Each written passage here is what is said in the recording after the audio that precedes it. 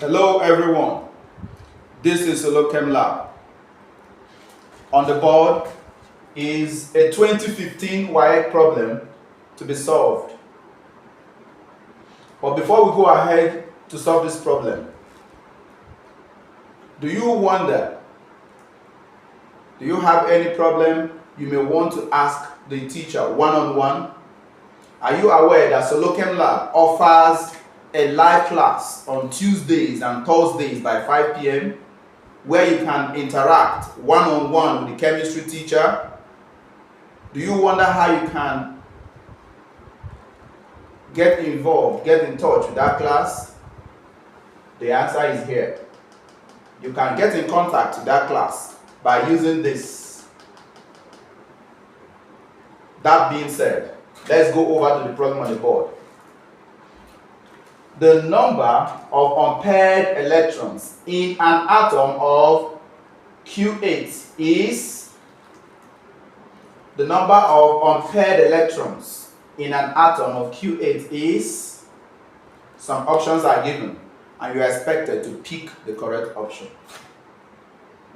To begin with, what is an electron? When you were in SS1, your chemistry teacher must have taught you what an atom is. That an atom is the smallest particle of an element which can take part in a chemical reaction. And your chemistry teacher illustrated the shape of an atom on the board using a diagram like this. Do you remember? Your chemistry teacher must have taught you that the particles that make up the atom are electrons, protons, and neutrons. You were also taught that the electrons are negatively charged and that the protons are positively charged. The electrons are found in the shells or orbits, while the protons are found in the nucleus, right at the middle of the atom. Do you remember these things? You were also taught that neutrons are also particles that are found in an atom. Do you remember when your chemistry teacher taught you that this number written here means atomic number of an element? The atomic number of this element Q is 8. Your chemistry teacher must have taught you that the atomic number of an element means the number of protons in the nucleus of an atom of that element. Do you remember?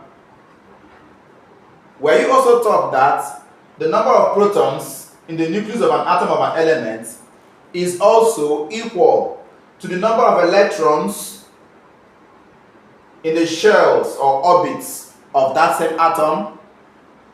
Yes, that's the correct thing. Do you know why? Let me show you the reason on the board here. Let's take this 8Q for example. Plus 8 minus 8 equals what? Equals 0. That means if an atom is represented like this, it means it has 8 protons and it must have 8 electrons in the shells. It has 8 protons in the nucleus. It must have 8 electrons in the shells or orbits, so that the charge of the protons, that's plus 8, minus the charge of the electrons, when you put them together, you have 0, making the atom to have a 0 net charge. Is that clear? That means that this atom here, represented as Q8, which is here, that has atomic number 8, also has electrons, 8 electrons. How are these electrons arranged? The electrons are arranged this way. 2 in the first shell and then 6 in the second shell, which is what is explained here. Do you see the 2 electrons in the first shell? The shells are numbered starting from the center, then going outward. So this is the first shell, 2 electrons are there, which is these 2 here. And then the second shell Can you count the number of small circles on the second shell? Count.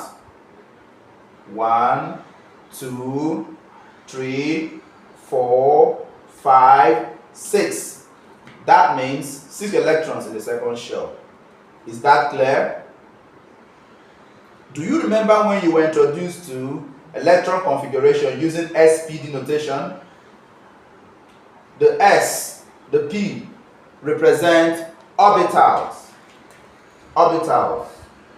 Were you taught what an orbital is?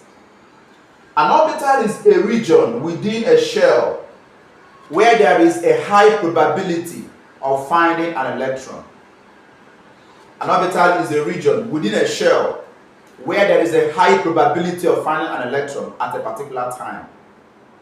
An orbital can be seen like a room in an apartment, or let's say classrooms in a school compound.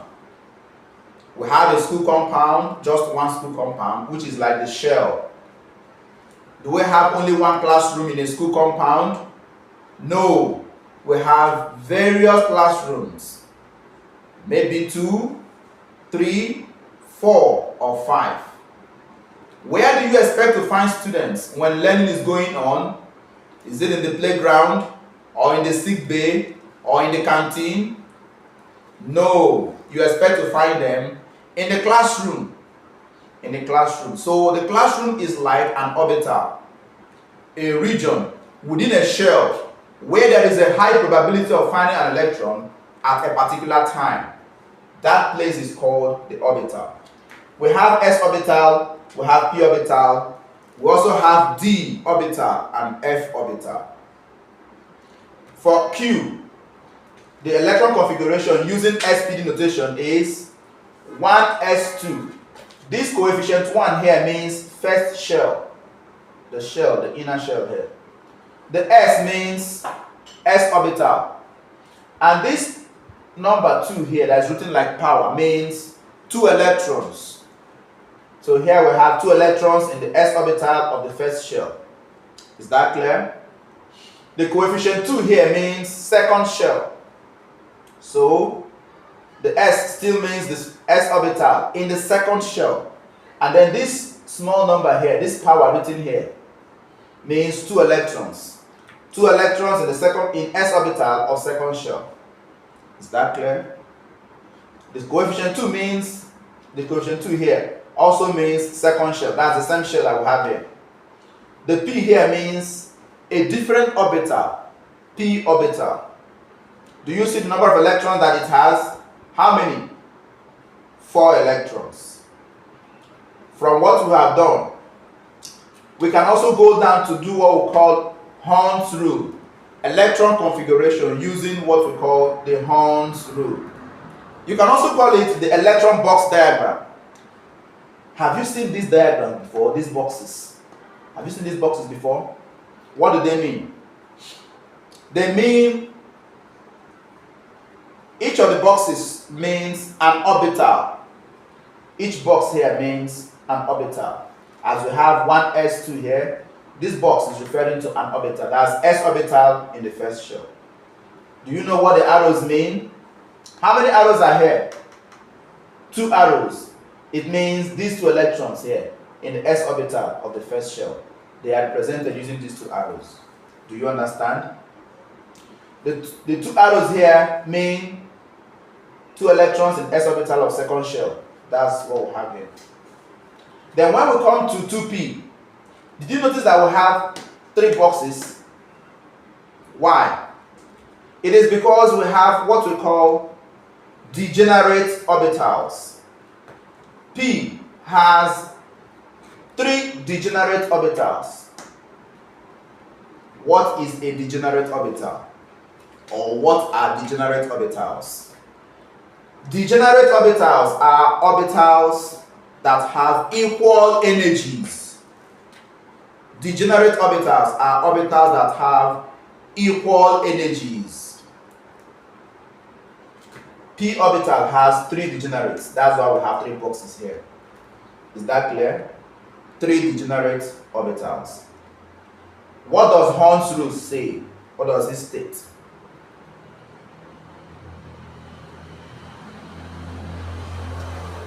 The electron configuration here tells us that we have 4 electrons in p orbitals.